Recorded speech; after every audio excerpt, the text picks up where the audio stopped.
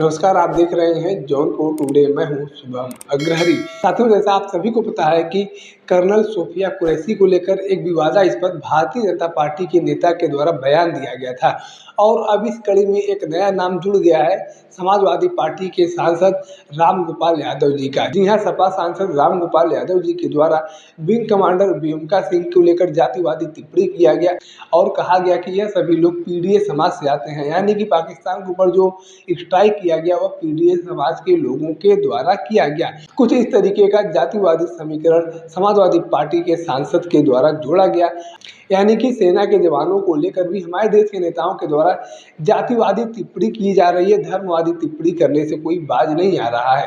पहले भारतीय जनता पार्टी के एक मंत्री के द्वारा विवादास्पद बयान दिया गया था सोफिया कुरैशी को लेकर, जो कर्नल हैं, और उनके द्वारा ऑपरेशन सिंदूर को लेकर अहम भूमिका निभाई गई थी। और अब विंग कमांडर व्योमिका सिंह को लेकर समाजवादी पार्टी की तरफ से जातिवादी टिप्पणी किया गया है। सांसद रामगोपाल यादव के द्वारा बताया गया कि वे लोग ये भी नहीं जानते कि विंग कमांडर व्योमिका सिंह किस जाति से आती हैं। उन्हें इस बारे में भी नहीं पता कि एयर मार्शल ए.के. भारती किस समाज से आती हैं। अगर उनको इस बात की जानकारी होती तो उन्हें भी गालियां खानी पड़ती। चाहे व्योमिका सिंह की बात करें या ए.के. भारती की बात करें या फिर सोफिया कुरैशी की बात करें, यह सभी लोग पीडीए समाज से आते हैं। व्योमिका सिंह हरियाणा की जाटो समाज से आती हैं, वहीं ए.के. भारती जो एयर मार्शल हैं वह भी पीडीए समाज से आते हैं और सोफिया कुरैशी मुस्लिम समाज से आती हैं। तो ऐसे में सोफिया कुरैशी को भाजपा के मंत्री के द्वारा गाली दिया गया, लेकिन उन्हें यह नहीं पता था कि व्योमिका सिंह और ए.के. भारती भी इसी पीडीए समाज से आते हैं। अगर उन्हें यह पता होता तो ए.के. भारती और व्योमिका सिंह को भी कुछ शब्द कहे गए होते हैं। इस तरीके से सोफिया कुरैशी के लिए कहा गया है। उन लोगों को पता था कि व्योमिका सिंह स्वर्ण समाज से आती हैं, ऐसे में उनके ऊपर किसी प्रकार की टिप्पणी नहीं की गई, लेकिन उन्हें नहीं पता कि ये लोग भी पीडीए समाज से आते हैं और पाकिस्तान पर पीडीए समाज के लोगों के द्वारा ही स्ट्राइक किया गया है।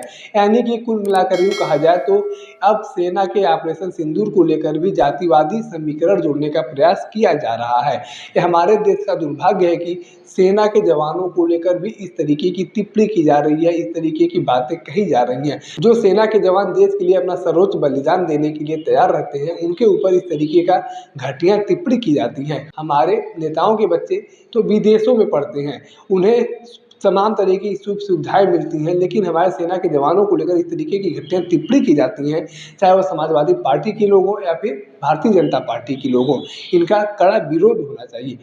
हालांकि भारतीय जनता पार्टी के मंत्री के द्वारा माफ़ी भी मांग लिया गया था और अपनी गलती को स्वीकार कर लिया गया था, लेकिन जब से समाजवादी पार्टी के सांसद के द्वारा बयान दिया गया है तब से अभी तक कोई सफाई उनके द्वारा नहीं दिया गया है। बाकी इस पूरे विवाद को लेकर आपके पास कोई जानकारी है तो आप कमेंट बॉक्स में लिख सकते हैं। अगर आप वीडियो को फेसबुक पर देख रहे हैं तो पेज को फॉलो करें, यूट्यूब पर देख रहे हैं तो चैनल को सब्सक्राइब करना ना भूलें। साथ ही साथ आप हमारे पेज को, हमारे चैनल को इंस्टाग्राम और ट्विटर पर भी फॉलो कर सकते हैं। धन्यवाद।